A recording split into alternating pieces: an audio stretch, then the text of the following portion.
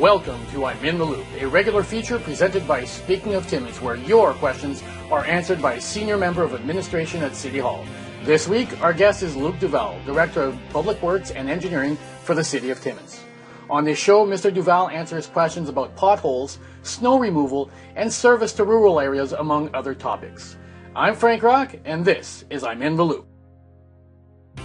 What were the delays in completing the work at Toke Street near 6th Avenue this summer? Well, that work was a water main repair, Frank, and we had two conditions that really caused for the project to be delayed. We had weather conditions this summer that you would know probably from other contractors, rain, and more rain, which was a real big factor in delays in some of our jobs. For the Toke Street, along with that, we also had a first-time contractor for us working on that project. Also first-time workers working on that work.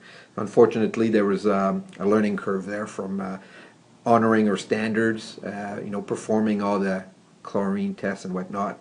So that those two things combined together really made this, we had anticipated a 2 to 4 week project stretch out to be 2.5 months, which was unfortunate for the residents, but I would say that those were the two main contributors of the delays. At the end, we had to get the asphalt crews in place, which was another contractor, so a little bit of coordination time that was not so perfect, which probably added another 2 weeks near the end. And overall, for sure, for the residents there was a lot of frustration over those 2.5 months. Can you explain why many spring potholes, or potholes that develop during the spring, seem to get fixed towards the end of the summer as opposed to having been addressed, at starting the season with extra crews or whatnot? Well, the obvious is that we had lots of them, so having lots of them creates the need to do some throughout the whole summer. The ones that were tackled later in the summer, not knowing exactly the location, but knowing that there were some, many of them required structure repairs as well. So we had potholes near catch basins, near manhole covers. So in getting locates to start with, which is always at times not timely, it takes time to get those locates, especially when they may not see a pothole as an emergency. So locates could take 1 to 2 weeks. So that delays stuff.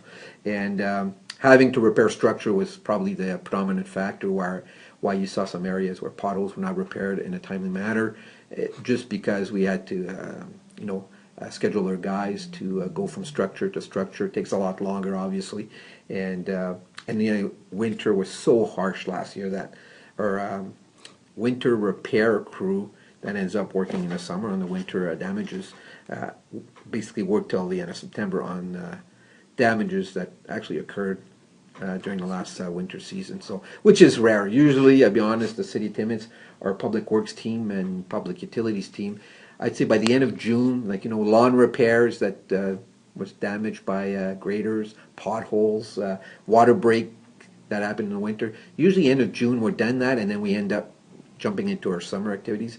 This year, it felt like the whole summer was used to repair damages from last winter. So that would explain the reason why, and we understand that it did happen that way and that residents saw that, but that would be the reason for that. Has the situation at the intersection of Mountjoy and Algonquin been fixed permanently, or do we risk having similar problems on a yearly basis in that area? That's a great question. I would say no, it's not fixed permanently. When we did fix it is corrected, but there remains more pipe in that area that are very old. What we've noticed to be problematic, we've replaced, but certainly it's possible that maybe 50 feet away, 100 feet away, that a pipe in the near future would experience the same stresses and harshness of weather. Last year, we had 2 years in a row when a break occurred at that intersection. We know that the pipes along Algonquin are in that range of 75 to 80 years old. We know that there's significant investments to be made there. So we can't promise that it won't happen again. We hope it doesn't, because it is probably very close to being our busiest intersection, City of Timmins. So we're crossing our finger that Mother Nature this year is not so harsh on us, and that we don't see frost depths that go to the extent we saw last winter. With the winter season already having arrived fully, as it seems, can you explain how the city goes about deciding the order in which roads get plowed during the winter? I certainly can. I'll start with a little technical answer. So the deployment on highways and roads is all based on the interior regulation 239-02. So if anybody has an opportunity to go on the internet and type in that regulation number, they will get the actual act that dictates how interior municipalities do maintenance on roads. So for the city of Timmins, we use that act. It's called the minimum maintenance standard, and in there you'll see that roads are classed by class 1, 2, 3, 4, or 5 in the entire province of Ontario. And obviously class 1 will be your most important road class, and it's almost, if you're going to want to know what class 1 road is, it's a 4-lane highway. It's a 401 in Toronto. City of Timmins, the highest class roads we have is a class 2, and it's Algonquin Boulevard, along stretches where you have 80-kilometer speed limits, and in the downtown. So on that note, you would know that class 2 road is the one that gets the first attention, and so that's how we deploy. And after that, we start deploying most of the time later on, because the standard allows you to deploy not immediately, but a little bit later on for class 3, 4s, and 5s. And Luc, if I'm not mistaken, all of the breakdown on the different class of each road in Timmins is outlined on the city website, right? Yeah, we just did a little test run. So if somebody types in snow removal as a search words, it'll bring you to our city page, and at the bottom of that page you'll see 3 links. One is a presentation where that explains, in I call it more common terms, what the standard is all about. And on the second link, you'll actually see the whole listing of every street in the city of Timmins, and along that information, you'll see what's the class for that street. So we do have a few blanks in there, but I'd say we're probably 90% covered. So yeah, we urge residents, if they wish to know what their street is classified at, to go there, type in snow removal, and it'll bring you to the right place on our website. And I'm guessing that the decision on when to send out the plows is kind of based also on the same policy that you were just discussing, the minimum maintenance. Is there a specific amount of centimeters that need to fall before your guys go out, or what's usually the way you guys decide on that? So that's the protocol in terms of calling out plows for removing snow is very much identified there. So for example, for the class 2, which is really our Algonquin and connecting link, for us, City of Timmins, once there's 1 inch of accumulation on that road, we actually deploy. And we have a few highways like Kamuscosha Highway, Airport Road, it's like that, Municipal Road by the Provincial Park, and Frederick House Lake Road. While they're not class 2s, they're very much handled in the same manner because we consider them highways.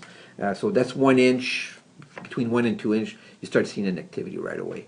For everything else in the city, we deploy according to the standard. So it's accumulation of snow, or it's at the end of a storm. So if you read that, you get to see that if we're right in a blizzard, we're not going to be out there. We're certainly going to wait for the end of the storm. So that's a lot of the directives and guidelines talks about at the end of the storm, you must, within so many hours, have the snow removed. So for a class 3, and I wrote it here, so at the end of a storm, for a class 3, the snow has to be removed after 12 hours. So storm ends, we need to start planning, getting our guys out there. They may be out there in a couple hours from now, but the intent is that 12 hours later from the end of the storm, the snow has to be removed. Class 4 is 16 hours, and class 5, which is your low-level roads, not a lot of traffic, low speed, that's 24 hours. So last question I had for you, Luc, today, and by the way, thanks again for doing this. Many taxpayers that live on the outskirts of town feel like they do not receive the same type of service from Public Works that taxpayers in the core of the city receive. Is this something that Public Works is currently reviewing, and can you speak to that perception? Yeah, and then we hear a lot as well here, because certainly there's significant tax dollars that are being collected by the rural taxpayers. What I just want to start by putting out as a way of us running the business is that it makes sense where a lot of our efforts are applied where we have a lot of infrastructure, where we have a lot of traffic, and where we have a lot of pedestrians. So it makes sense that that happens in the general core, built-up core of a city. So that's where public works do a lot of our activities. So it's logical that way. Having said that, though, we still always target a good level of service for rural residents. So if we look just an example for a plowing activity, the standard says snow removal within a 24-hour period.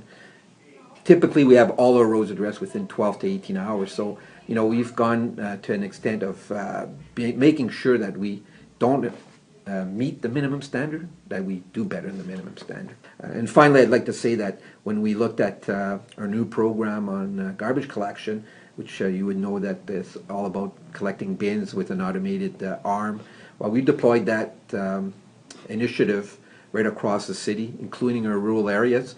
We travel, and that we travel probably 70 kilometers from one end to the other end of our boundary.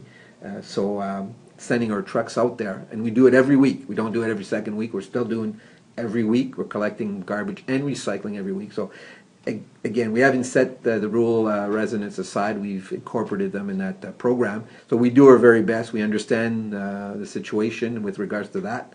And we try to explain it as well to those residents that when they do leave their property and then drive to Timmins, their tax dollars are certainly being well used to maintain the roads they're traveling on. And also we all tell them as well that when it comes to water and sewer cost of doing business, that charge is being made, or that taxation is made to only people that have a water line on their property and a sewer line. That concludes this edition of I'm in the Loop. I'd like to thank Mr. Duval and would like to encourage all of our listeners to follow Speaking of Timmins on Facebook so that you can submit your question to be answered on a future edition of the show. My name is Frank Rock, and this was I'm in the Loop.